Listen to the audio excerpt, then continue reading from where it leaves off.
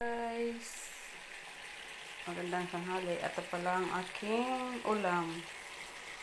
Ayan, sardinas na may pechay. Masarap yan guys. Gusto ko, favorite ko yan. Diba? Nakakasawa kasi puro baboy. Kaya mag sardinas lang tayo. It's my favorite sardinas. Ayan. Haluin natin guys. Pag itong ulam ko, napapadami ang aking kain. Ayan. At maya maya, pwede na natin yung anahin. Ayun, kaso matigas pa yung ano yan.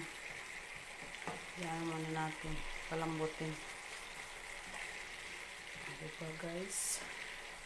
Sino ba ang ayaw ng sardinas? Napakasarap.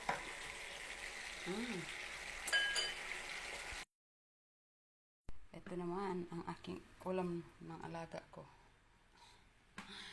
Hotdog. Ito yung tostahan nga guys na nasunog. At sinangag, diba? Making fire.